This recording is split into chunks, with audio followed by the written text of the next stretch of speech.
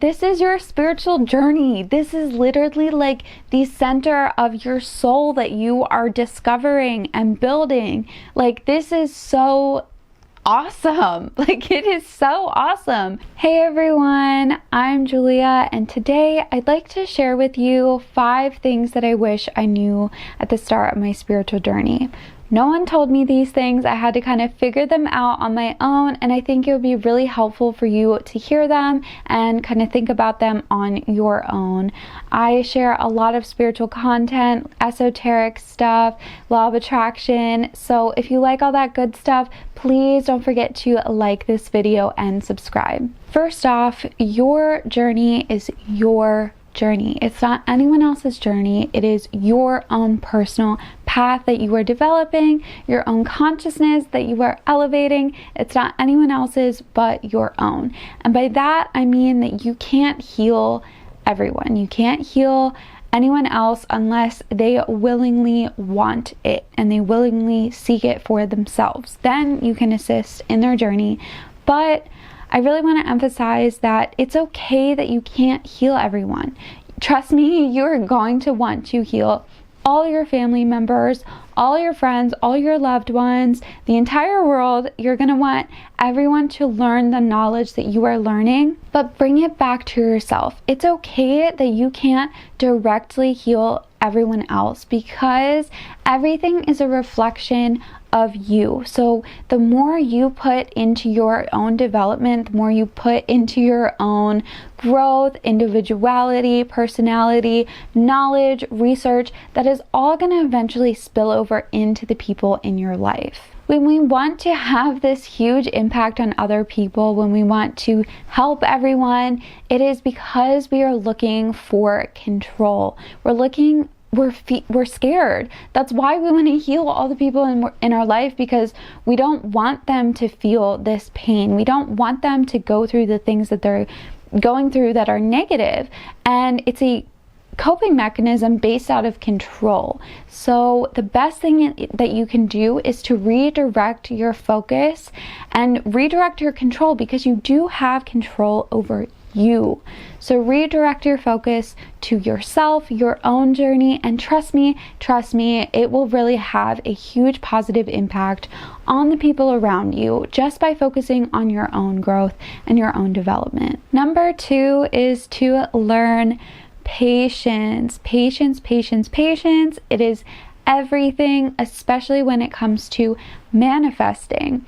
Because if you are impatient and you are constantly wondering why you don't have your manifestations now, and you want your manifestations now, and you're so caught up in having your manifestations right now, because trust me, I've been there, you are pretty much putting your energy in to the fact that you don't have what you want, instead of having the energy that you are receiving what you want. And this also applies to having patience when it comes to building your spiritual knowledge, building your skills, all that sort of stuff, because I know for me, I want to know everything. I want to know a million things, and I'm human. I don't have time to dedicate my entire 24 hours a day to spiritual research. I need things like sleep and like food, you know? So just appreciate it as it comes, because trust me, that is going to help get you better into the present moment and learning more how to appreciate now and appreciate what's going on now, instead of worrying about what's happening in the future or what's not happening now, you know? So having patience is really a part of being in the present moment, soaking everything in, not worrying about everything. Patience, I feel like if you are not patient, it sounds like such a negative term. But if you are patient and if you understand true patience, it really comes from a place of calm. Patience isn't waiting. Patience isn't waiting. It's essentially living in the present moment, fully appreciating where you are at now, and knowing what you want or what you're looking forward to is coming to you and not worrying about it. Literally, it is releasing all of your stress. It is letting go of control. That is what patience truly is. And trust me, it's gonna feel so good when you can have patience and trust in the fact that you're manifesting what you want to manifest, that you are learning what you want to learn, that everything is a part of the journey, and that you don't have to do everything now, because it's going to come in little bits and pieces. And each little bit is going to feel so good. It's going to be so exhilarating every single step of the way and through the entire journey. So patience, trust me, will get you super far in your journey. And number 3 is to have fun. This is your spiritual journey. This is literally like the center of your soul that you are discovering and building. Like, this is so awesome. Like, it is so awesome. You're learning how the universe works. You're learning to manipulate energy, manipulate your own energy. You are learning to rewire your brain. You are building all of this knowledge and all of these skills. And, you know, if you are into meditation, you're discovering deeper levels of consciousness. If you are into breath work, same thing. If you're into yoga, you are doing that, but you're also testing your body and building up your strength. There are so many things that you get to learn, and it is all so freaking fun. It is so great. Like, romanticize everything when it comes to your spiritual journey. This is the absolute best time to put into practice what you are learning about spirituality. The time that you dedicate to your spirituality, from your research, your rituals, your practice, is the perfect time to put into practice the things that you are learning spiritually. From mindfulness to letting go to being fully in the present moment and romanticizing everything, soaking everything up. That is the absolute best time to fully explore these spiritual concepts and to stretch them, build them, progress your spiritual skills. This is the absolute best time. So just soak it all in and have so much fun with it, because this is the time for you. It is the time to dive into your spirit, your soul, your core, your best and highest self. This is time for you. Okay? So enjoy it. Number 4 is kind of complicated for me to explain, but essentially, we are still living in this 3-dimensional physical world. And what I mean by that is, you might get to the point in your spiritual journey where you literally don't care about anything, from money to work to this or that, but the truth is, we are still living in this physical reality. Trust me, I truly get it when you want to completely reject all of the boundaries and shackles of society because you want freedom. Trust me, I want freedom too. I love freedom. But the best way to find freedom is through those boundaries, is realizing you can be free no matter what. Because you have free will, you have your consciousness, you have your mind.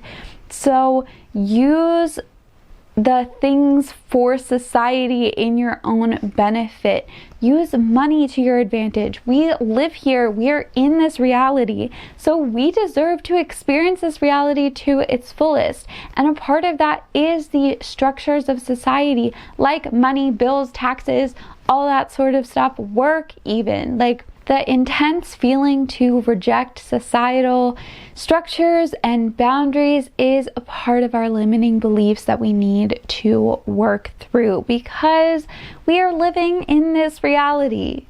So we deserve to experience this reality to its fullest, including appreciating all that we can from it, which a part of that is things like money.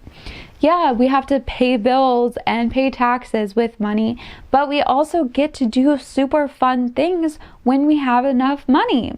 So it's kind of like a dance with societal boundaries, with your limiting beliefs, with all of that sort of stuff. It's a balance that we have to find within ourselves. It is finding the balance of having our own free will, having our own consciousness, and it is also the balance of being able to go with the flow, being able to exist in this reality and not have to like fully control everything, because when we have that intense need to control, it means that we feel out of control. So it is returning to our center balance. So my last tip for you is kind of a bunch of tips all in one, but it's basically to be careful when searching for a spiritual community. Searching for community is naturally something that humans do, especially when we're diving into this spiritual stuff. We want to be able to connect with people on a deeper level.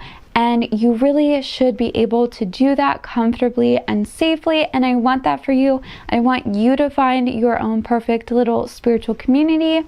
There are just some things that I want you to kind of be aware of. And the first is kind of obvious, and it's unfortunate that I have to mention it, but cults still exist. They still exist, and they're kind of scary. And just please don't get wrapped up in a cult. I listened to this podcast where this girl went to a different country to learn how to be a yoga practitioner, or, expand her yoga teaching abilities. And she ended up essentially joining a cult. So, you might not even realize it once you're in it. So please be careful. Okay, that's all I'm going to say with that. Don't join a cult. The second one is that unfortunately, some people just have twisted motives. They don't have true virtuous motives when they want to talk to you or when they are sharing things online. So basically, that is bringing me to my third tip, which is just take everything that you hear from someone else with a grain of salt, including what you hear from me, because trust me, I love sharing all this stuff with you guys, but one, I don't really care whether or not you believe me, because I want you, the point of my videos is to be kind of like a starting point for your research. I want you to hear what I have to say and then go and research it on your own and develop your own beliefs, your own conclusions, and your own knowledge. Everyone has their own beliefs, and that is amazing. And that is part of why we are living in such a great time, because we are able to have different beliefs without being literally murdered. We can have free thoughts now, and free speech. That is amazing. So it's good that we all have different beliefs. So just be careful when people try to really forcibly push everything down your throat, or act like you are not smart, and act like you're stupid, and act like you are unworthy if you disagree with them and if you believe something else. Don't let that get to you. Please don't let that get to you. If you disagree with someone who is constantly preaching their own beliefs and they're treating others who don't have the same beliefs as less than them, don't let that get to you. Please, please, please, because that speaks absolutely nothing of you, and it only speaks to their own personal character. Okay, a very quick recap of everything. Number one, your journey is your journey. You can't heal everyone, and that's okay. So just focus on you. 2, learn patience. And 3, have fun. Have so much fun and use your spiritual journey as the perfect time to further develop your skills. Number 4, try to release the feeling of wanting to reject societal structures and boundaries. Work through those limiting beliefs and realize you have free will and you deserve to fully enjoy this reality that we are in. Number 5, be careful of your spiritual community. Just make sure that their values truly align with yours in the sense of respect, treating everyone else as equal, even if they have different beliefs than you. And also look out for cults. Okay, they still exist, guys. If you got something out of this video, please drop a comment down below. It really helps me gauge what is helpful to people, and it also helps me think of new ideas for future videos. I really thank you so much for watching this video, especially if you got to the end of this video. Like, seriously, thank you. But I hope you guys all have a great rest of your day. Bye-bye.